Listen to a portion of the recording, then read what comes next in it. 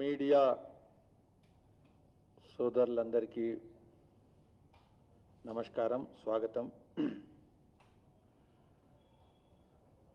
ఈరోజు మీడియా సమావేశంలో రెండు అంశాలను మీ ముందు ప్రస్తావిస్తున్నాను. ఒకటి, తెలంగాణ రాష్ట్ర ప్రభుత్వం రాష్ట్ర ముఖ్యమంత్రి చంద్రశేఖరరావు గారి నాయకత్వంలో కేంద్ర ప్రభుత్వం మీద రాజకీయ యుద్ధం ప్రకటించింది.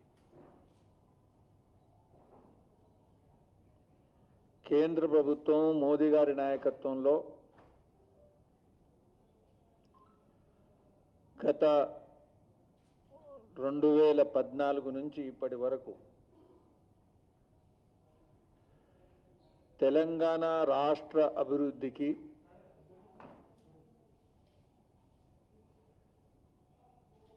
కోఆపరేటివ్ ఫెడరలిజం అనేటువంటి సిద్ధాంతాన్ని ప్రాతిపదికగా తీసుకొని అభివృద్ధి విషయంలో అన్ని అంశాల మీద రాజకీయాలకు అతీతంగా, పార్టీ రాజకీయాలకు అతీతంగా దేశ అభివృద్ధిలో తెలంగాణ అభివృద్ధి ఇమిడి ఉంది. తెలంగాణ అభివృద్ధి లేని దేశ అభివృద్ధి అనేది ఉండదు అనేటువంటి సిద్ధాంతాన్ని వ్యవహారంలోకి తీసుకొస్తున్నది.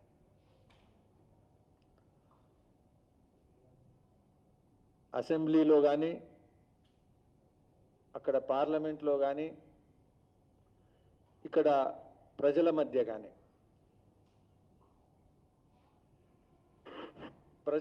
కానీ అటు ప్రభుత్వం వైపు నుంచి, ఇటు పార్టీ నాయకులు కార్యకర్తల ద్వారా తెలంగాణ ప్రజల్లో ఈ అన్ని అంశాలను కూడా మేము చర్చకు తీసుకెళ్తున్నాం. గత 8 సంవత్సరాల్లో కూడా ఎక్కడ కూడా తెలంగాణ పట్ల మోదీ గారి ప్రభుత్వము ఎలాంటి వివక్ష, భేదభావము చూపెట్టలేదు. అనేక అంశాల్లో తెలంగాణకు పెద్దపీట వేయడం జరిగింది. జాతీయ రహదారుల విషయంలో కానీ, ఇతర అభివృద్ధి అంశాల్లో కానీ ఇప్పుడు ప్రధానమైనటువంటి ఘర్షణ, చర్చనీయాంశం ఏదైతే ఉందో ఇది ధాన్యం సేకరణ, ప్యాడీ ప్రొక్యూర్మెంట్. ఈ ప్యాడీ ప్రొక్యూర్మెంట్ విషయంలో టీఆర్ఎస్ ప్రభుత్వము కేసీఆర్ నాయకత్వంలో పూర్తిగా అబద్ధ ప్రచారం, రాజకీయాలతో ప్రేరణ పొందేటువంటి దృక్పథము, వ్యూహము, ఢిల్లీ వర్సెస్ తెలంగాణ అనేది పైకి తీసుకురావాలా. ఢిల్లీ వర్సెస్ తెలంగాణ అనేది గనక తీసుకొస్తేనే కేసీఆర్ గారికి లేకపోతే టీఆర్ఎస్కు తెలంగాణలో భవిష్యత్తు ఉంది, లేకపోతే ఇక సాధ్యం కాదు. ప్రజల్లో టీఆర్ఎస్ ప్రభుత్వం పట్ల ఉండేటువంటి అసంతృప్తిని, అసంతోషాన్ని, తీవ్రమైనటువంటి ఆవేదన, ఆగ్రహాల్ని అటు రైతులు కావచ్చు, ఇటు యువకులు కావచ్చు, వీళ్ళో ఒక రకమైనటువంటి పథకం ప్రకారం, పన్నాగం ప్రకారం కుట్రపూరితమైనటువంటి ఉద్దేశంతో సెంటిమెంట్ వైపు తిప్పడం కోసం ప్రయత్నం చేస్తున్నారు. భారతీయ జనతా పార్టీ తెలంగాణ వ్యతిరేకి అనేది ముద్ర వేయడం ఎవ్వరి తరం కాదు. భారతీయ జనతా పార్టీ తెలంగాణ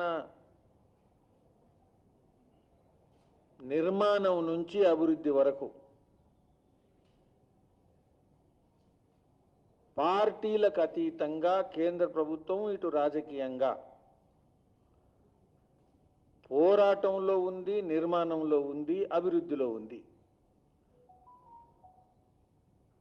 ప్రజల్లో ఈ అబద్ధం ప్రచారానికి బలం ఉండదు, బలం రాదు. ఇది నేను ఈ యొక్క విలేకరుల సమావేశంలో స్పష్టంగా తెలియజేస్తున్నా.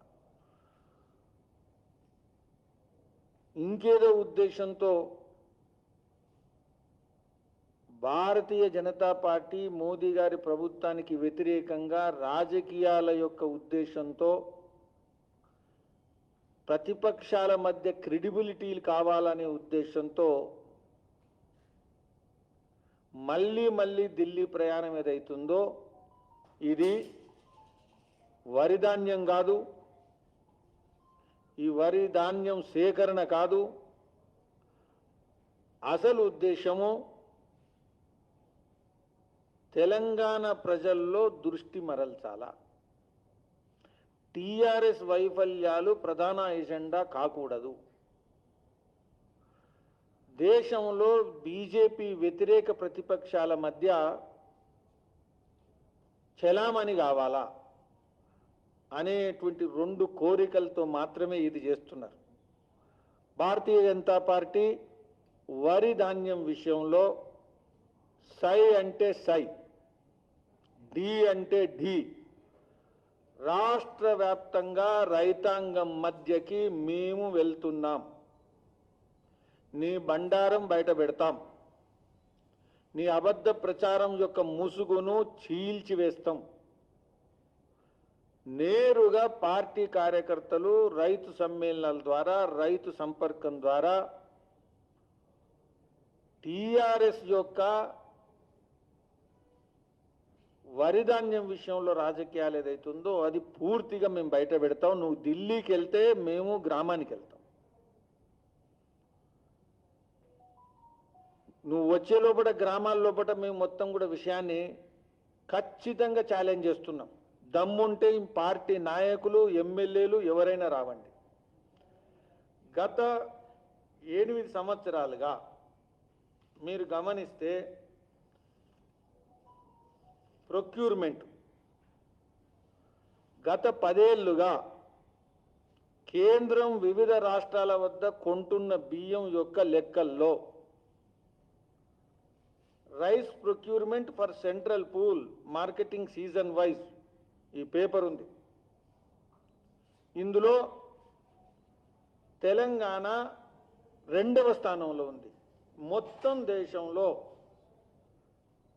కేంద్ర ప్రభుత్వము కొంటున్నటువంటి సేకరణలో తెలంగాణ 2వ స్థానంలో ఉంది.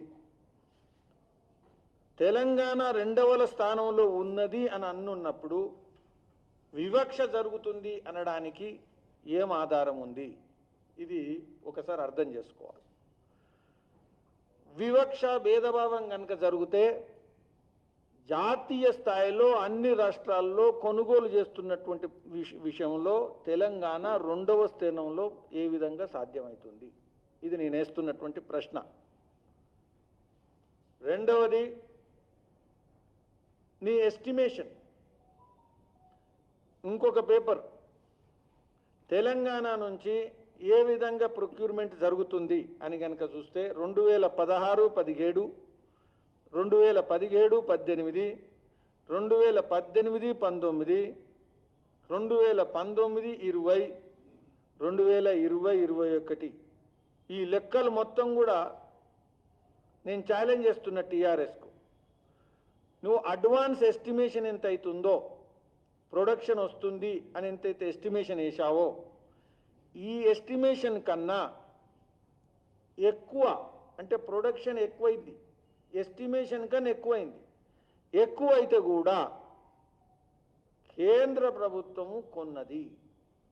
మీరు గనుక గమనిస్తే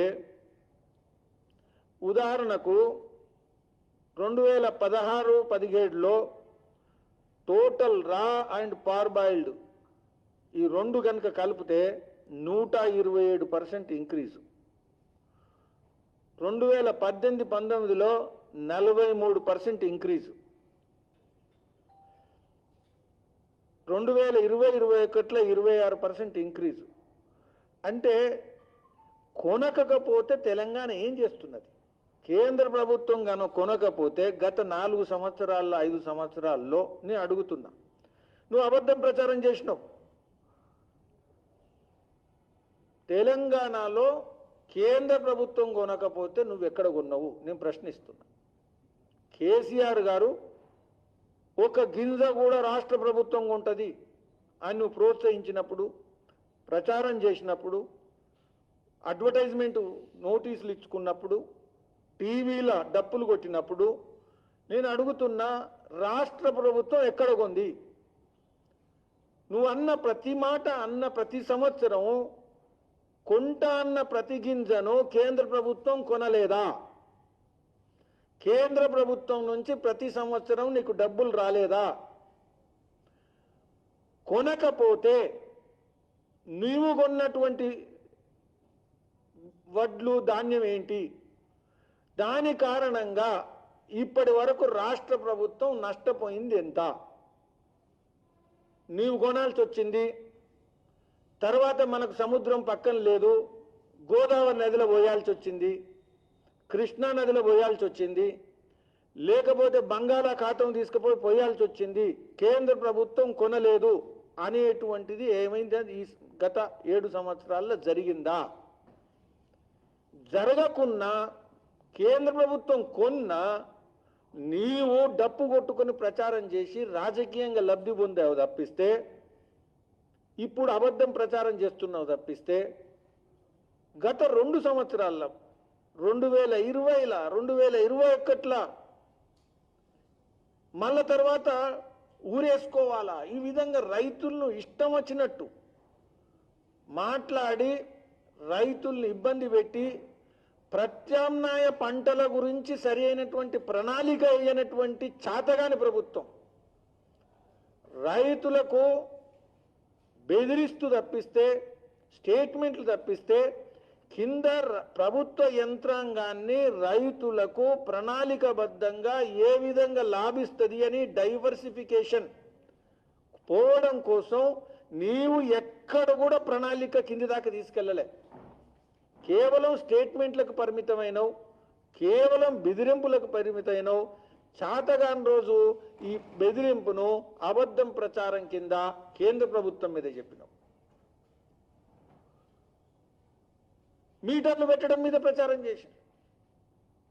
రాష్ట్ర ప్రభుత్వానికి రైతు బంధు ఇస్తున్నావు అని చెప్పుకుంటున్నప్పుడు, రేపు ఇంకొక బంధు ఇస్తున్నావు అని చెప్పుకుంటున్నప్పుడు, నీవు ఇది ఇవ్వద్దు, మీటర్ పెట్టొద్దు, లేకపోతే నువ్వు ఇంకా సబ్సిడీ ఇవ్వద్దు, నీ బలం ఉంటే, నీకు పాకెట్ ఉంటే, నీకు రాష్ట్రంలో ధనం ఉంటే ఇవ్వద్దు అని ఎప్పుడు చెప్పలే.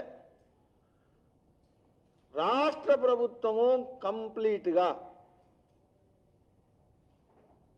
ఉగ్రవాదుల మీద వీళ్ళు మాట్లాడరు, వేర్పాటువాదుల మీద వీళ్ళు మాట్లాడరు, పాకిస్తాన్ యొక్క మద్దతుదారుల మీద హైదరాబాద్లో వీళ్ళు మాట్లాడరు. కేంద్ర ప్రభుత్వం ఒక దేశ వ్యతిరేక ప్రభుత్వం లాగా చిత్రీకరిస్తున్నటువంటి ముఖ్యమంత్రి కేసీఆర్ ఈ తెలంగాణలో ఉన్నారు. మేము దీన్ని వ్యతిరేకిస్తున్నాము. పూర్తిగా ఫ్యాక్ట్స్ అన్ని కూడా వేరే విధంగా ఉన్నాయి. రెండోది మీరు గమనించాలి, పీయూష్ గోయల్ గారు పార్లమెంట్ ఫ్లోర్ మీద స్పష్టంగా చెప్పడం జరిగింది, నీవు నవంబర్ 2021లో ఏదైతే ఉందో ఈ అండర్టేకింగ్ ఏదైతే గవర్నమెంట్ ఆఫ్ తెలంగాణ నుంచి నువ్వు అండర్టేకింగ్ ఇచ్చావా లేదా, ఇది ఇంతకుముందు కూడా ప్రెస్ కాన్ఫరెన్స్లో మా నాయకులు చూపెట్టడం జరిగింది. నువ్వు ఇచ్చినటువంటి స్టేట్మెంట్కు నువ్వు ఏం మాట్లాడుతున్నావు ఇవాళ? ఇంకొక విషయం, స్టేట్ గవర్నమెంట్ ఏదైతే ఒప్పుకుందో పార్బాయిల్డ్ రైస్ మేము ఇవ్వము అని చెప్పిన తర్వాత, రెండోది వీళ్ళు రైస్ మిల్స్ యొక్క ఆధునీకరణ విషయంలో ఇంతవరకు ఏమి కూడా ఎలాంటి పని కూడా ఇంతవరకు చేయలేదు. వీళ్ళు పార్బాయిల్డ్ రైస్ ఇవ్వము అని ఒక అగ్రిమెంట్ ఇచ్చిన తర్వాత ఇందులో వీళ్ళు ఒప్పుకున్నారు, అదొకటే ఇవ్వలేదు. State would endeavour to ensure establishment of rice bran oil industry in the state. ఏదైతే తౌడు ఏదైతే ఉనుక ఉందో దీనిలోకి వెళ్ళి ఆయిల్ తీసేటువంటి పద్ధతిని మేము ఇక్కడ ఎస్టాబ్లిష్ చేస్తాము, ఎంకరేజ్ చేస్తాము, ప్రమోట్ చేస్తాము, సపోర్ట్ చేస్తాము, ప్రోత్సహిస్తాము అని చెప్పావు. ఎక్కడ? కరీంనగర్లో ఎంత ముందుకు వెళ్ళావు? మిర్యాలగూడలో ఎంత ముందుకు వెళ్ళావు? రైస్ మిల్స్ ఉండేటువంటి ఏ ప్లేస్లో నీ ప్రోగ్రెస్ ఏంది? ఇది అడిగితే సమాధానం ఇవ్వలేనటువంటి కేసీఆర్ ఢిల్లీకి పోయి మాట్లాడుతున్నాడు. అదేవిధంగా ఎఫ్ఆర్కే ఫోర్టిఫైడ్ రైస్ కెర్నెల్ ఏదైతే ఉందో, state would ensure development of adequate facility for manufacture of FRK and blending capacity of rice mills in the state and facilitate availability of fortified rice to cater to the requirement of state and FCI. పౌష్టికమైనటువంటి దాని blending ఏదైతుందో దానికోసం నేను ముందుకెళ్తాను అని వాగ్దానం చేసి ఈ యొక్క FCIకి government ఏదైతే ఇచ్చిన అండర్స్టాండింగ్ విషయంలో దీని మీద ప్రోగ్రెస్ ఏంది ఒకసారి ట్విట్టర్లో బాగా మాట్లాడే నాయకులు ట్విట్టర్ మీద మాట్లాడాలా. కేవలం నీ పార్టీ కోసమో కార్యకర్తలు ఎవరైతే ఉన్నారో వాళ్ళ మధ్యన లేకపోతే ప్రజల మధ్యన అబద్ధం ప్రచారం కోసం చేస్తే భారతీయ జనతా పార్టీ లక్షలాది కార్యకర్తలు తెలంగాణలో నిన్ను కొలిమిల నిలబెడతారు, గుర్తుంచుకో. మేము విడిచిపెట్టేది లేదు. సత్యం ఏదైతుందో అది జయిస్తుంది. సత్యం ఎప్పుడు ఓడిపోదు. భారతీయ జనతా పార్టీ ప్రజల పక్షాన, రైతుల పక్షాన ప్రతి గ్రామంలో నిన్ను ప్రశ్నించేటువంటి పని మేము చేయబోతున్నాం. మీరు ఇవన్నీ ఇవి చాలా ఓపెన్ ఫ్యాక్ట్. ఎక్కడ కూడా దొంగతనం లేదు. ఎక్కడ కూడా గత 7-8 సంవత్సరాల్లో ఉండేటువంటి దీనిలో పీయూష్ గోయల్ గారు మాట్లాడినటువంటిది మీరు మొత్తం పేపర్లలో కవర్ చేయడం జరిగింది, ఆన్ రికార్డ్ కవర్ చేశారు. నువ్వు ఇచ్చినటువంటి అండర్స్టాండింగ్ అగ్రిమెంట్ ప్రకారము కేంద్ర ప్రభుత్వం సిద్ధంగా ఉంది. కొనడం విషయంలో ఏమాత్రం మేము వెనుకకు పోము. నువ్వు ఇచ్చిన అండర్స్టాండింగ్, నువ్వు ఇచ్చిన అగ్రిమెంటు, నువ్వు ఇచ్చినటువంటి అగ్రిమెంట్ ప్రకారము మేము కొంటాము అని చెప్పినప్పుడు మళ్ళీ ఇచ్చినటువంటి మాటను నువ్వు ఇచ్చి ఇవాళ మాట మార్చి భారతీయ జనతా పార్టీ ప్రభుత్వం ఇది చేయట్లేదు, అది చేయట్లేదు అనేదైతే మాట్లాడుతున్నారో ఇది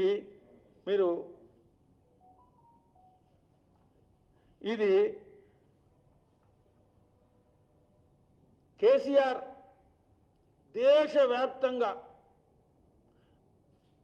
నేను బీజేపీకి ఐడియా ఇస్తున్నా, నా కిసాన్ సమ్మాన్ నిధి ఏదైతే ఉందో కేంద్రంలో ప్రవేశపెట్టింది అది రైతు బంధువులకి వెళ్ళే వచ్చింది అని మాట్లాడుతున్నటువంటి నాయకుడు ప్రతి నెల 2 నెలలకు మాట మారుస్తున్నాడు. ప్రతి నెల 2 నెలలకు మాట మారుస్తున్నాడు. కేంద్రం కాదు, రాష్ట్రంలో రైతుల విషయంలో అత్యధికమైనటువంటి మాటలు మార్చేటువంటి, రంగులు మార్చేటువంటి పార్టీ ప్రభుత్వం ఏదైనా ఉంటే అది కేసీఆర్ ప్రభుత్వము. నువ్వు అనేక మాటలు మాట్లాడినావు. పాత వీడియోలు అన్ని తీస్తాం, అన్ని వీడియోలు ఫిలిం చేసి మొత్తం కూడా రైతు పంచాయతీలలో పెడతాం ప్రతి ఊర్లలో. నువ్వు మాట్లాడినటువంటి మాట ఏంది, నువ్వు మార్చిన మాట ఏంది, మాట్లాడినటువంటి మాట ఏంది, మార్చిన మాట ఏంది, ఇచ్చినటువంటి అగ్రిమెంట్ ఏంది, నువ్వు చేయండి ఏంది. రాష్ట్ర ప్రభుత్వము మిల్లర్లలో ఇంకొక విషయం చెప్తున్నా, ఇది బ్రోకర్ ప్రభుత్వం, ఇది కంప్లీట్గా బ్రోకర్ల ప్రభుత్వం. ఇది బ్రోకర్లు మొత్తం కూడా సర్వవ్యాప్తం. మైనింగ్ల బ్రోకర్లే, కాంట్రాక్టర్ల బ్రోకర్లే. ప్రభుత్వం ఒక అడుగు ముందుకేయాలంటే బ్రోకర్లు. నేను ఒకటే విషయం చెప్తున్నా, రైతులకు ఎందుకు అన్యాయం చేస్తున్నావు? రైతులను బెదిరించి, రైతులను డిస్ట్రెస్ సేల్ కోసం ఒత్తిడి చేసి మార్కెట్లో రైతుల ద్వారా బ్రోకర్లతో కొనిపించి, తక్కువ రేటుతో కొనిపించి బ్రోకర్లకు లాభం చేయడం కోసం మాత్రమే ఇది రాజకీయ ప్రచారం కాదా అని నేను ప్రశ్నిస్తున్నా. రెండో విషయం మీరు అందరూ కూడా గమనించాలి. ఇప్పుడు ఎఫ్సిఐ ప్రొక్యూర్మెంట్ విషయంలో ఇదేదో భారతీయ జనతా పార్టీ వచ్చిన తర్వాత కొత్త పద్ధతి తీసుకొచ్చి మోసం చేసి, లేకపోతే తప్పుడు చేసి, తెలంగాణ రాష్ట్రం బీజేపీ ప్రభుత్వం కాదు కాబట్టి వివక్ష చూపెట్టినటువంటి ఒక్కటి ఘటన లేదు. ఎప్పుడు పోతే అప్పుడు సహకరించి ముందడిగేసి పెద్దన్నలాగా తెలంగాణ విషయంలో రైతాంగానికి ఇబ్బంది కాకుండా నిలబడ్డటువంటిది కేంద్ర ప్రభుత్వము. కాబట్టి దీని విషయంలో